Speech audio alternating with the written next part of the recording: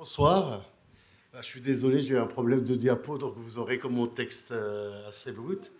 Donc Zinedine Mjati, j'ai travaillé avec les mineurs isolés étrangers pendant une vingtaine d'années. J'ai commencé à l'aide sociale à l'enfance en tant qu'éducateur spécialisé, puis après je suis parti dans l'associatif, et notamment à une association qui s'occupait que des mineurs isolés étrangers qui s'appelle Enfants du Monde Droits de l'Homme, qui a malheureusement disparu. Puis après, je suis devenu directeur du COMIDA, Centre d'accueil et d'orientation des mineurs isolés étrangers demandeurs d'asile, géré par France Terre d'Asile. Donc, moi, je suis venu aujourd'hui vous parler. Depuis ce matin, on parle des mineurs isolés étrangers, comment ils sont accueillis, comment ils sont arrivés. Mais moi, je suis venu vous parler des gérants et mineurs isolés étrangers en tant que projet migratoire. Parce qu'on a souvent l'idée d'occulter ce côté-là, qui est l'essence même et l'idée même que ces jeunes arrivent en Europe. C'est parce qu'il s'agit à l'origine d'un projet migratoire. Alors, le projet migratoire en lui-même, il est souvent le fait de la personne elle-même, c'est-à-dire du mineur lui-même ou du jeune zéro, ou bien carrément dans le cadre de ce qu'on appelle le projet familial, migratoire familial. Et vous allez voir comment j'ai situé ça. Je l'ai situé dans le cadre de l'évolution historique de l'immigration, qui pour moi est passée par quatre phases. Quatre phases très importantes. Dans la première, et bien sûr celle qui concerne les adultes que nous avons, enfin que les dirigeants à l'époque de l'Europe, pour construire l'Europe à la sortie de la Deuxième Guerre mondiale, sont allés les chercher souvent dans les colonies. Il suffit d'être jeune, robuste, à la fleur de l'âge pour pouvoir supporter les travaux pénibles de reconstruction de l'Europe. Cette immigration-là va engendrer une autre que j'appelle la deuxième phase de l'immigration, à savoir le regroupement familial. Et donc cette immigration, une fois qu'elle est bien établie, installée dans le pays d'accueil, bien sûr, a besoin quand même de vivre amplement sa vie familiale. Et donc on a eu recours à ce qu'on appelait le regroupement familial. Et donc il s'agit quand même des femmes avec leurs enfants qui vont venir pour vivre sur le lieu d'accueil avec leur mari.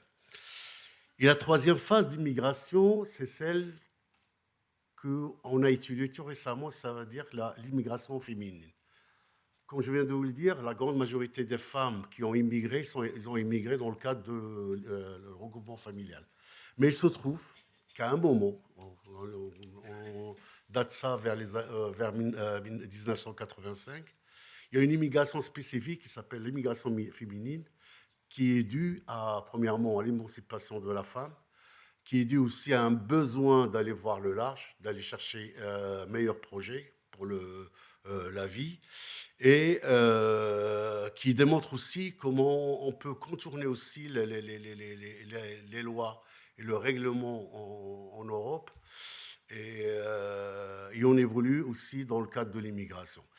Et la quatrième phase de l'immigration, c'est celle qui nous concerne aujourd'hui, à savoir les mineurs isolés étrangers, les mineurs non accompagnés. Vous savez, à l'époque, quand j'ai commencé à travailler sur cette question-là, il y avait les appellations, mais c'était un débat mais kafkaïen uniquement sur les appellations. Mineurs étrangers isolés, mineurs isolés étrangers, mineurs non accompagnés. Mais derrière ces débats-là, il y avait quand même une prise en charge, parce que le débat en lui-même vaut débat légal. Parce que si on dit mineur étranger, ça veut dire qu'il relève de l'État. Si on dit mineur isolé, ça veut dire qu'il est en danger, il relève de l'enfance, donc c'est le département. Et ce débat-là, on l'a vécu pendant au moins 10 ans. Moi, dans ma vie professionnelle, pendant 10 ans, on s'est bagarré. Qui doit prendre le mineur isolé? Est-ce que c'est l'État français? Est-ce que c'est l'aide sociale à l'enfance? Et donc, c'est les départements et ainsi de suite. À la fin, on a trouvé une espèce d'une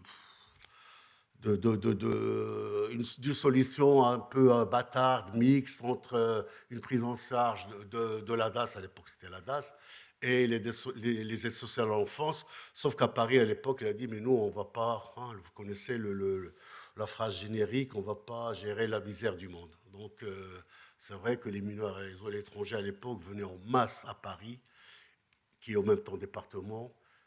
le 93 aussi, mais les autres départements de France ne connaissaient pas vraiment, réellement, en tous les cas pas avec la même ampleur que celle de Paris du 93.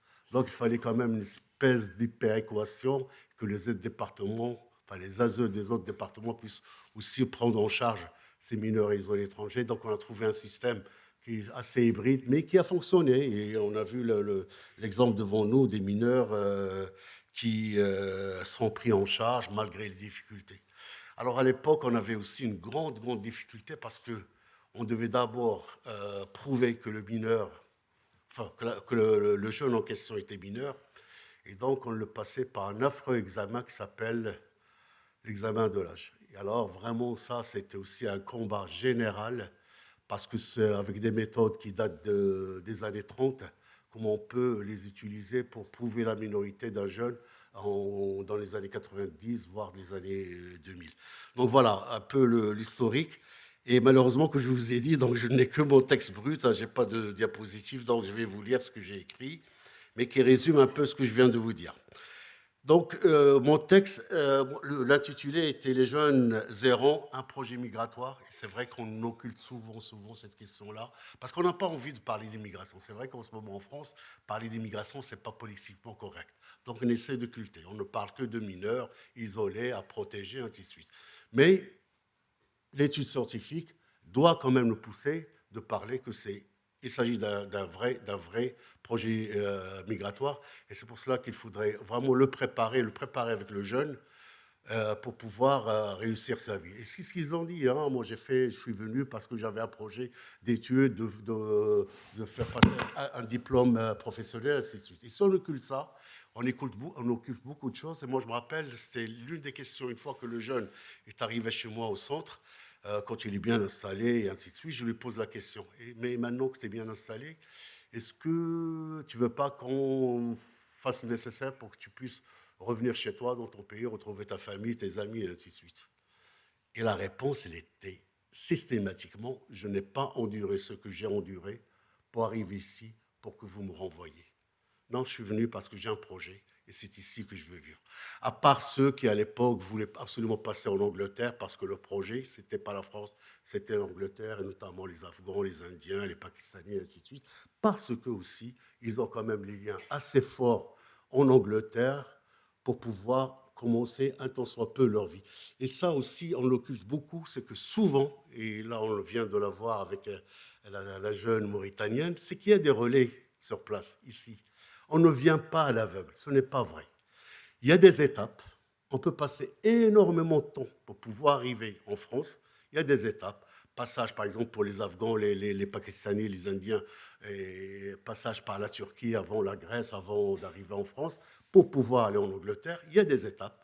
Mais le projet final, il est bien ciblé. C'est bien la France, c'est bien l'Espagne, c'est bien la Belgique, la Hollande, ainsi de suite, ou bien l'Angleterre. Donc il faut savoir intégrer tout ça pour pouvoir vraiment être à la hauteur dans l'accompagnement de ces mineurs, et c'est pour cela qu'il ne faut pas occulter le projet éducatif. Je ne vais pas lire le texte parce qu'il n'y a que des références. Ce qu'il y a, c'est qu'à l'époque, nous, dans notre pratique professionnelle, autant qu'on essaie de travailler sur le projet migratoire, autant on travaille énormément sur le lien familial.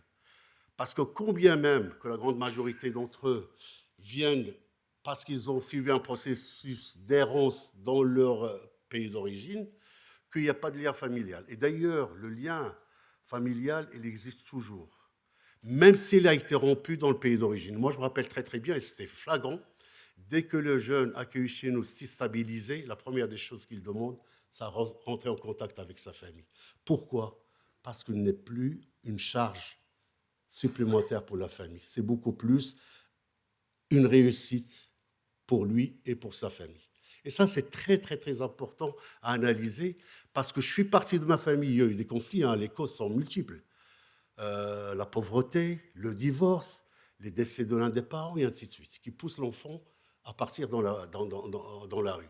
De la rue, bien sûr, elle rencontre d'autres enfants qui sont dans la rue et le rêve qui devient un projet migratoire, c'est justement sortir de cette situation de misère dans laquelle il vit et dans laquelle vit la famille. On ne connaît pas d'enfant en errance qui est issu d'une famille aisée. Ça n'existe pas. Le point de départ, c'est la pauvreté. Les familles, en grande majorité, sont des familles qui sont issues d'une première migration, à savoir l'exode rural, qui viennent dans les grandes villes pour vivre à la périphérie et qui sont beaucoup plus dans l'économie informelle plutôt que dans une situation économique stable. Et du coup, la pauvreté fait que la famille est nombreuse. Certains enfants préfèrent aller dans la rue que de rester une charge à la famille, aller se débrouiller, la débrouillardise, plutôt que de rester une charge à la famille. Et qu'une fois qu'ils ont passé par les circuits qu'on connaît pour pouvoir arriver en Europe, là, du coup, il y a un certain soulagement, bien sûr. Même s'ils sont dans les rues, ils savent très bien qu'à un moment ou à un autre, ils vont être pris en charge.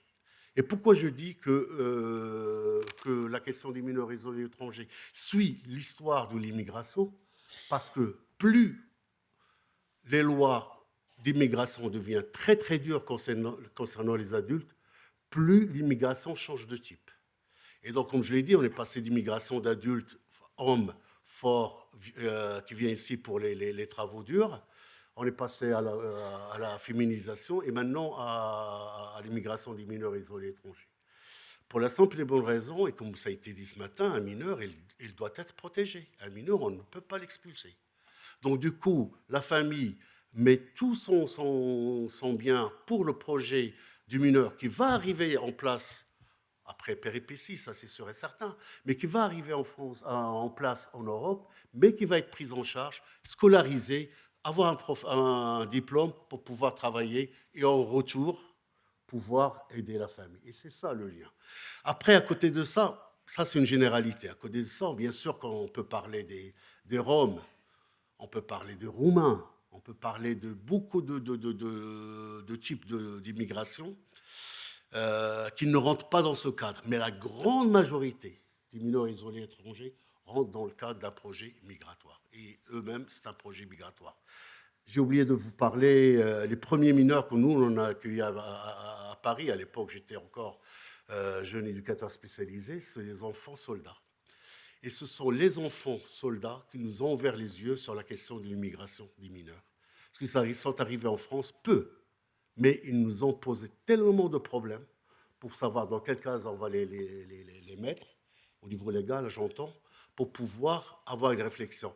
Et ça a été très très bien fait à l'époque parce qu'ils n'étaient pas nombreux, donc ils étaient facilement acceptés par les sociales d'enfance de Paris, je parle de Paris, et travailler avec eux pour pouvoir se préparer, sans le savoir, qu'il va y avoir une vague, mais qui va toucher d'autres personnes.